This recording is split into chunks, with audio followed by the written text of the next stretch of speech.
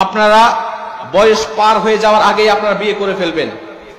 যারা খুব বেশি বয়সে বিয়ে করেন, বিজ্ঞান বলছে তাদের তিনটা মারাত্মক ভয়ঙ্কর ক্ষতি হয়। কয়টা? তিনটা ভয়ানক মারাত্মক ক্ষতি হয় যারা নির্ধারিত টাইমে নির্ধারিত বয়সে যারা বিয়ে করতে পারে না। বিজ্ঞান বলছে প্রথম নম্বরে বিজ্ঞানের ভাষায় তার হায়াত কমে যায়। কি কমে যায়? হায়াত কমে যায়। এখন বলতে পারেন হুজুর ইসলামে তো হায়াত সীমাবদ্ধ, আমরা জানি আল্লাহ পাক হায়াতকে সীমাবদ্ধ করে দিয়েছেন। কথা বলেন ঠিক কিনা? তাহলে হায়াত কমে যায় কেমনে? একাধিক হাদিস রয়েছে এই বিষয়ে।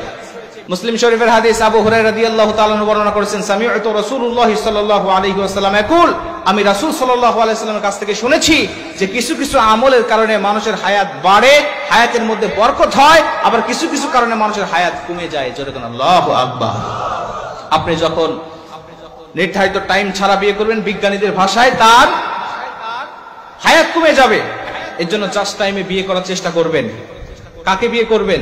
পবিত্র কোরআন সূরাতুন নিসা 3 নম্বর আয়াতে আল্লাহ পাক বলতেছেন, ফানকিহু মা ক্বাবালাকুম মিনান নিসা, যে নারীকে তোমার পছন্দ হয়, যে নারীকে তুমি ভালো লাগে তোমার, ওই নারীকেই তুমি বিয়ে করবে। সুবহানাল্লাহ বললেন না? যে নারীকে আপনার পছন্দ হবে ওই নারীকে বিয়ে করবেন।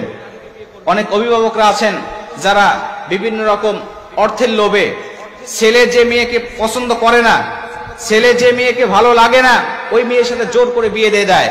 পরে দেখা যায় যে এই সংসার আর বেশি দিন লাস্টিং করে না, এক পর্যায়ে তালাকের পর্যায়ে চলে যায়। কথা বলে ঠিক না? এই জন্য এই কাজটা কখনোই করবেন না। আল্লাহ পাক নিজে বলেছেন যেই নারীর পছন্দ হবে ওই নারীকে তোমরা বিয়ে করবে। অতএব এই কাজটা কখনোই করবেন না। জোর করে আজকে বিয়ে দিয়ে দিচ্ছেন, ওই নারীটা ওই সাথে সুখের সংসার হবে না, কিছুদিন পরে দেখবেন তালাক হয়ে যাবে, ডিভোর্স হয়ে যাবে, তখন দুইজনের জীবনই নষ্ট হয়ে যাবে। এই জন্য পছন্দের একটি বিষয়, ছেলে মেয়েকে অবশ্যই ইসলাম এই স্বাধীনতা দিয়েছে। আল্লাহ পাক আমাদের সবাইকে এই বিষয়টা মানার তৌফিক দান করুক। জোরে বলেন আমিন। এরপর 2 নম্বরে বিজ্ঞান বলছে ওই মানুষের শরীরের মধ্যে রোগ বাধা বাঁধে সবচেয়ে বেশি, বিভিন্ন রোগ, এমনকি ক্যান্সারের উপাদান ওর দেহের মধ্যে তৈরি হয়ে যায়। 3 নম্বরে বিজ্ঞান বলছে যে ব্যক্তি নির্ধারিত টাইমে বিয়ে না করতে পারে, ওই ব্যক্তির বাবা হওয়ার ক্ষমতা আস্তে আস্তে হারিয়ে ফেলে। কি হয়? বাবা হওয়ার ক্ষমতা আস্তে আস্তে সে হারিয়ে ফেলে।